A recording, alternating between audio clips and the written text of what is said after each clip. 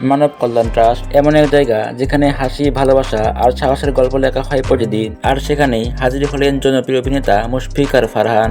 কোনো camera, light বা script নয়, এই ফারহান একদম বাস্তব, একদম মানবিক। তিনি বাচ্চাদের সঙ্গে খেললেন, গল্প করলেন, এমনকি নিজের হাতে খাইয়ে দিলেন কাউকে কাউকে।